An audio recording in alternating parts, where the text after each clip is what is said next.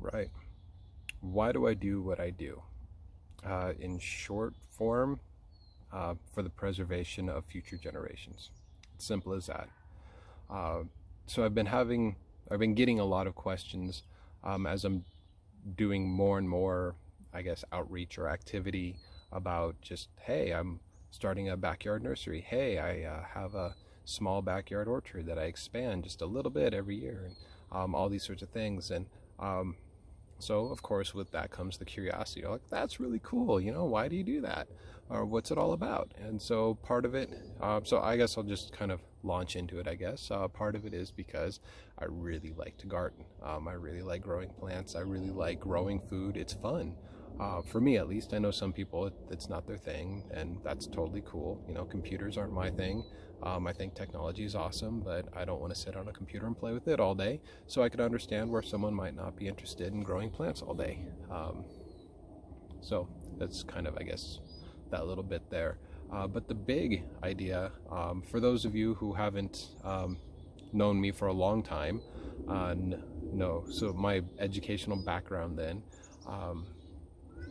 is, oh, hi, Rocky, is earth sciences and human culture and such as that. So kind of the idea of physical geography, geology, ecology, and anthropology, at least the physical and a little bit into the cultural parts of anthropology. And really what it is I started looking at humans the same way that, say, if I wanted to study a specific species in the environment or in the wild, only I chose humans as my species that I study, and what is our ecosystem niche, and what are our requirements, and so on, and really it's studying the human as a species and less as a cultural phenomena, and less as an outside observer to a different species altogether. And so some of the conclusions that I came to a while ago, and in some of them I haven't, it wasn't a while ago, I'm only recently starting to really put this all together, is in general, well, I guess I'll back up. So the while ago, what I really came to understand really quick is things like how our climate systems work. I'm not interested in the arguments. I'm not interested in any of that other, I'll just call it bullshit, because that's what it is. If you have two points of view that are being fought out in a political arena, that are just more about talking points and not about having a nuanced conversation and coming from a place of understanding, then it is bullshit. So let's get that out of the way right away, that climate change is real, ecosystem collapse is real.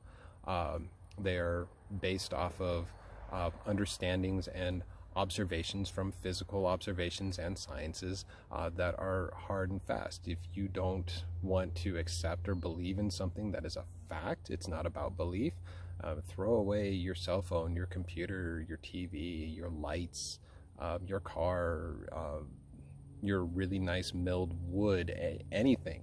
I mean, these are all based off the same fundamental basic physics, chemistry, and biology. It's like it's mind-boggling that we even have this conversation. But without detracting too much from where I want to go, that's kind of where my whole moral philosophy is developed from. Is this is a reality that we all face. This is something that, whether we like it or not, it's happening. And it's happening at a much more rapid pace than was initially predicted. We always constantly have new models being developed that refine everything, and get new information in that then modify the model and then refine further and so on. But this is what we are faced with. We are looking at extreme weather events. We are looking at a much more global temperature, which some places does mean cooler. It does just plain mean cooler, wetter, or whatever. Some places it means hotter and drier. Where I am, high altitude, it's always going to be cold in parts of the year, but it does mean that it's going to be a lot hotter during the summer months. It's going to be a lot drier during the late summer into fall months. And that's just the reality that I face here, and then everyone else around the world faces their own reality that's going to be specific to their locale. And so I also want to, I guess, how do I want to articulate it? How do I want to say it? As it has a lot to do with our use of fossil fuels, and I want to be really clear. And our use of intensive animal agriculture, concentrated animal agriculture, but that's only a half story. And I really want to make clear is that it does not necessarily bad human, you're doing things wrong, or that fossil fuels are evil, or that animal agriculture is wrong, or any of that stuff. But really, we need to have that more nuanced conversation of, well, maybe our use of fossil fuels, well, not that maybe, it just plain has led to the situation we're in. But maybe we can change the way we have that relationship with them, because let's be honest about it for just a moment here, for people who want to say, oh, that's horrible, we should stop doing this right away. Well, again, just like the people who refuse to face the reality of the situation we're in, throw away all your modern advancements and just get rid of them and live a very primitive life, if that's what you want to believe, that somehow it's wrong. Because everything you have, every medical advantage we have, has come from the extraction and use and intensification of fossil fuels. So you can't say it's all bad.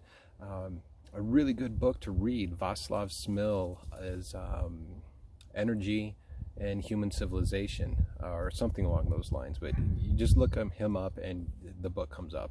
And he doesn't give an argument for or against anything. He just really goes through and thoroughly documents, like, this is the amount of energy that is required for all of these things that we do.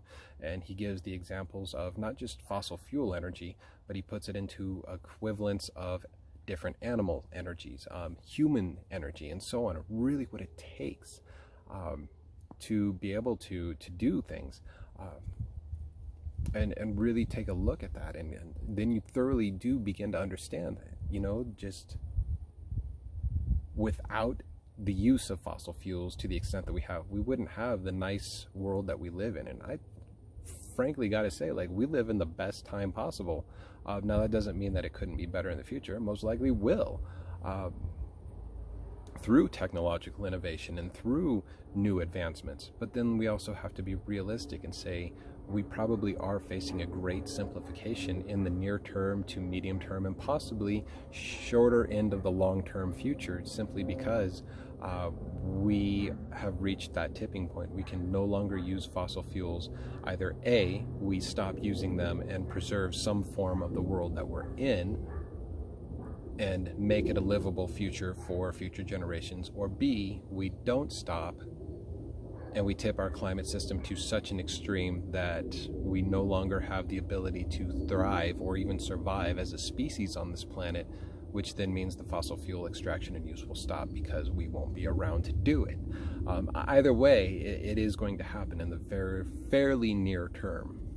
And then the same kind of thing with ecosystem collapse, with just expanding to the degree of extensive agriculture outward and extensive urbanization, urban sprawl or suburban sprawl, however you want to put it, outward, to the point where we have simplified ecosystems and damaged them to such a degree. And again, that's not necessarily that we are bad or that we have done bad, so much as maybe not the right level of thought was put into it.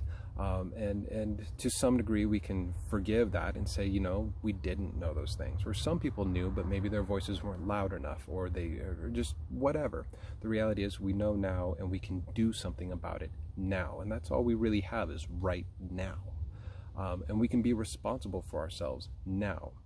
And so a lot of what I'm doing is in response to that, not in the paternalistic sense of stewardship, but more in the cognitive or conscious actor form of stewardship, of really going, I am a conscious actor. I have the choice to change the way I behave and act. And we do have modern technologies that make life so much easier and make it to the point where I can start doing more simple tasks and start doing things in a more, I don't want to say regressive, but kind of the concept of stepping back a few notches of advancement and doing things in that way, but still using modern technologies to make it easier.